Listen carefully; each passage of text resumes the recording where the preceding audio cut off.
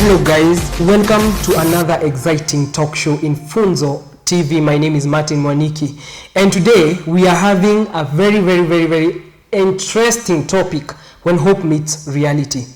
Now, every year, more than 30,000 students graduate in the institutions of higher learning in our country. Research has shown that only 30% of these students are employed. Where do 70% of these students go? Do they start self-employment jobs? Do they go back home? Or do they go for the postgraduate degrees? Before I introduce my panel today, my director Selfa has prepared a clip. Let us watch it. I graduated as a journalist in 2016. I'm just an entrepreneur. I do my personal business and run them by myself. So after a long period of job searching, I just opted to start my own business, just continue with it and running to the end. Compared to the job market, it is very competitive, and in the outside world, those organizations actually, they don't like competition.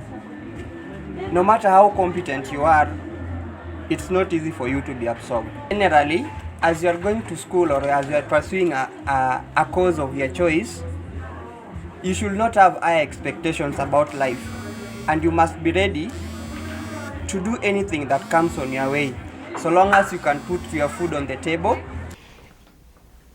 My guest today will help me to answer some of the questions. Where do 70% of these students go? We have seen some of the students are self-employed, and others, they work as their students. And some of them, they work as they study. I would like our guests to introduce themselves and they tell us, where do 70% of these students go? Is it a reality or is it a hope?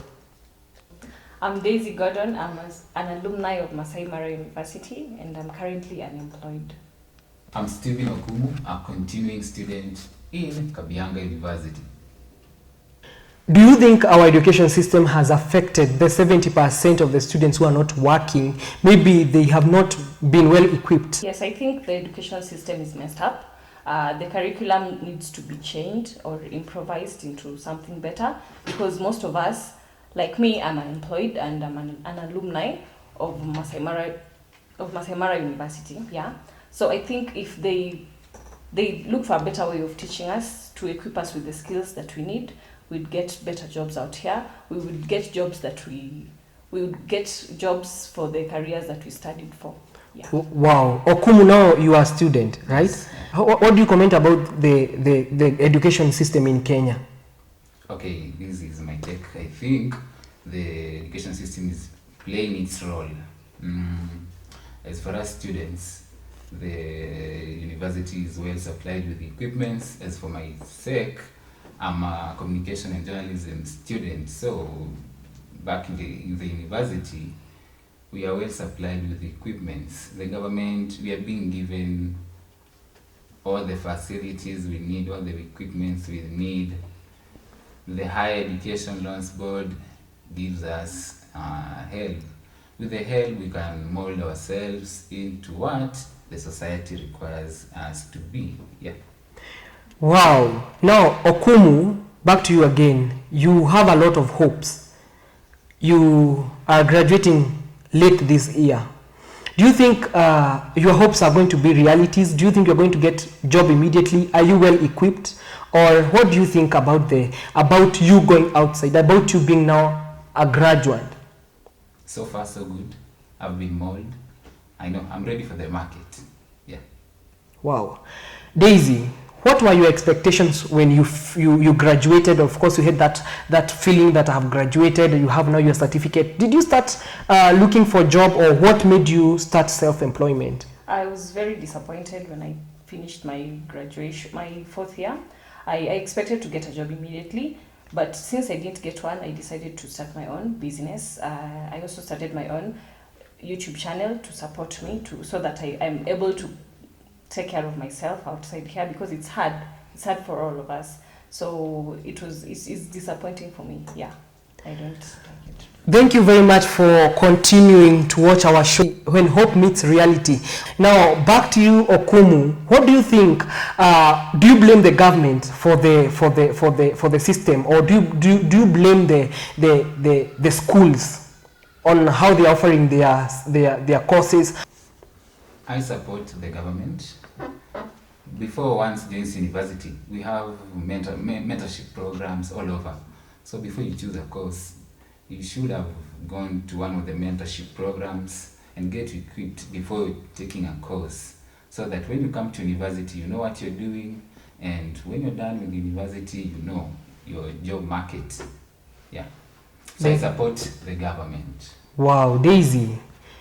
The course that you did, was it the course that you loved, or was just out of pressure? Because I understand you did udaktari, right? Yes. What do you think? I totally disagree. I don't support the government on this, because they get us out of the university half-baked. But what I studied for, I actually continue because it's my passion. I train people on YouTube on some of the, first aid. I train them on how to cope with such things, yeah. You've said half-baked. Yes. Is it the government's problem of you being half-baked, or it's the institutions? Because I believe the government of Kenya has really tried to offer some of the equipment for the practicum lessons. It could be the government, it could be the institutions. Both of them are associated with our problems and our issues. So it is the government that provides the equipment to the institutions. And the institutions cannot refuse to get the equipment. So it is the government that I blame. Wow. Okumu, I would like you to tell us, finally, you are graduating. Are you feeling as if are you fully baked to the market? I'm good to go. What I can say is, if there is any blame, the blame should go to students. The education system offers students with help loan. You can equip yourself with help loan. For example, if you're doing a course that involves practical lessons and your university is not well versed, so you can use your money, the money you've been given by the higher education, to equip yourself. For example, you are a journalism student.